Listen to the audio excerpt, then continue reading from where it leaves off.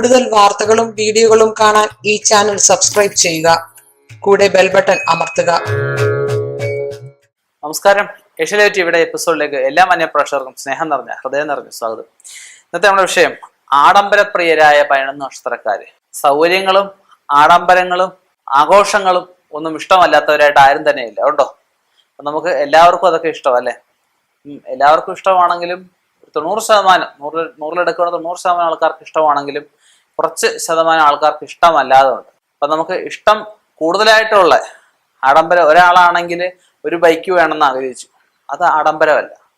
2 bike വേണം, അല്ലെ? ഒരു ബൈക്ക് വാങ്ങാനുള്ള പൈസ ഇല്ലെങ്കിൽ ഒരു 10 ബൈക്കിന്റെ പൈസ ഒരുമിച്ച് നമ്മൾ വെച്ച് കഴിഞ്ഞാൽ വലിയൊരു ബൈക്ക് കിട്ടും. ആ വലിയ ബൈക്ക് വേണം. അവനെ കൊണ്ട് അത് പറ്റുന്നില്ല എങ്കിലും കടം മേടിച്ചാലും അത് വാങ്ങിക്കുക. അപ്പൊ അങ്ങനെ കൂടുതൽ ആഡംബരങ്ങളോട് താല്പര്യമുള്ള, സാധാരണ എല്ലാവർക്കും താല്പര്യമുണ്ട്, ഇത് സാധാരണയായി കവിഞ്ഞ് താല്പര്യമുള്ള നമുക്ക് 11 നക്ഷത്രക്കാരെ കുറിച്ച് ഇവിടെ പറയുന്നത്. ആഡംബരം ഒരുപാടായി കഴിഞ്ഞാൽ എന്ത് പറ്റും? ഒരുപാട് ലോഭം ഉണ്ടാവും, നഷ്ടം ഉണ്ടാവും, അല്ലേ? അപ്പം ഇതുവരെയുള്ള എൻ്റെ അനുഭവങ്ങളുടെ വെളിച്ചത്തിലും പല ഗ്രന്ഥങ്ങൾ അപഗ്രഹിച്ചതിൻ്റെ വെളിച്ചത്തിലുമാണ് ഞാൻ ഈ ഫലങ്ങളെ ഇവിടെ പറയുന്നത്. ഇതിൽ ഈ നക്ഷത്രത്തിൽ പെടാത്തവരും ആഡംബരപ്രിയരായിട്ടുണ്ടാവാം. അത് അവരുടെ ജാതകത്തിന്റെ സ്ഥിതിവിശേഷണമായിട്ട് കണക്കാക്കണം. നമുക്ക് ആ നക്ഷത്രങ്ങളിലേക്കൊന്ന് കടക്കാം. അശ്വതി, രോഹിണി, മകയിരം, പുണർദം, മകം, അത്തം, ചോതി, അനിഴം, മൂലം, അവിട്ടം, രേവതി. ഇവർക്ക് മറ്റുള്ളവരെക്കാട്ടിൽ ഒരു പടിയെങ്കിലും കൂടിയതായിട്ട് ആഡംബരങ്ങളോട് താല്പര്യം വരാം. ഇനി ഈ നക്ഷത്രങ്ങളിൽ പെട്ടവരെ പിശുക്കന്മാരും കാണും. ആഡംബരം വേണമെന്ന് ആഗ്രഹമുണ്ട്, എന്നാൽ മനസ്സിൽ പിശുക്കുള്ളവരും കാണും. അത് അവർ ജീവിച്ചു വളർന്ന ചുറ്റുപാടിൻ്റെയും വരാം, ജാതകത്തിൻ്റെയും വരാം. അപ്പൊ അതിന് ജാതകം പരിശോധിച്ചെങ്കിലേ അത് അങ്ങനെ ആണെങ്കിൽ അത് മാറ്റാനുള്ള വഴിയും, അങ്ങനെ അല്ലെങ്കിൽ അങ്ങനെ ആവാത്തതിനുള്ള കാരണവും അറിയാൻ നമുക്ക് പറ്റത്തുള്ളൂ. നമുക്ക് ഒരുപാട് ആഡംബരമായാലും വിഷയമാണ്, ആവശ്യത്തിന് ആഡംബര വസ്തുക്കൾ ഇല്ലായിരുന്നാലും വിഷയം തന്നെ, അല്ലേ? നമുക്ക് അത്യാവശ്യം, അനാവശ്യം അത്യാവശ്യമുണ്ട്.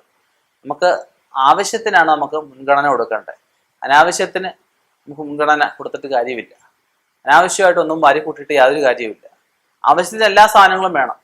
ഒരു ബൈക്ക് യാത്ര ചെയ്യാൻ ബൈക്ക് വേണം, ഇല്ല മഴയാ ഒരു അങ്ങോട്ട് പുറത്തോട്ട് പോകാൻ കാറ് വേണം, താമസിക്കാൻ ഒരു വീട് വേണം. ഇതെല്ലാം മനുഷ്യന്റെ അടിസ്ഥാന സൗകര്യത്തിൽപ്പെട്ട കാര്യങ്ങളാണ്. അപ്പൊ ഇത് കവിഞ്ഞിട്ട് വേണം. ഒരാൾക്ക് വീടുണ്ട്, അടുത്ത വീട് ഉണ്ടാവണം, അടുത്ത വീട് ഉണ്ടാവണം. കടം മേടിച്ചാലും ഉണ്ടാക്കുക, പിന്നെ കടം ഇട്ടാതിരിക്കുക, പിന്നെ അത് പലിശ കയറി ജപ്തി ചെയ്ത് പോവുക. അങ്ങനെ വലിയ കടക്കാരായിട്ടൊക്കെ മാറാം. ആഡംബരത്തിന്റെ അങ്ങേയറ്റം പോകുന്ന വ്യക്തികളും ഒക്കെ ഉണ്ട്. അവർക്ക് അതിനുള്ള ശേഷി ഉണ്ടായിരിക്കാം. ആ ശേഷി അല്ലെ കുടുംബപരമായിട്ടൊക്കെ സ്വത്തുക്കളൊക്കെ ഉണ്ടായിരിക്കും. ഒന്നും ഇല്ലാത്തവരാണെങ്കിൽ ആഡംബരത്തിന് പോകുമ്പോൾ എന്തുവാ? നഷ്ടങ്ങളുണ്ടാവും. അത് ശ്രദ്ധിക്കുക. ആഡംബരപ്രിയരായിട്ടുള്ളവരെ ഞാൻ കളിയാക്കിയതോ പുച്ഛിച്ചോ ഒന്നുമല്ല. അവര് മനസ്സിലാക്കി മുന്നോട്ട് പോയി കഴിഞ്ഞാൽ നമുക്ക് ഇന്നൊക്കെ രക്ഷപ്പെട്ടു പോകാന്നുള്ളേ ഉള്ളൂ. ജ്യോതിഷം എന്ന് പറഞ്ഞാൽ എല്ലാവർക്കും ഗുണം ചെയ്യാനുള്ള ശാസ്ത്രമാണ്. ആരെ അവമാനിക്കാനും ദുഃഖിക്കാനും ഒരാൾക്ക് ദുരിതം വേണമെന്ന് കണക്കാക്കുന്ന ശാസ്ത്രമൊന്നുമല്ല. ഇനിയും ഇതുപോലെ വ്യത്യസ്തമായ വിഷയങ്ങളൊക്കെ കണ്ടുമുട്ടാം. നിർത്തുന്നു. നന്ദി, നമസ്കാരം.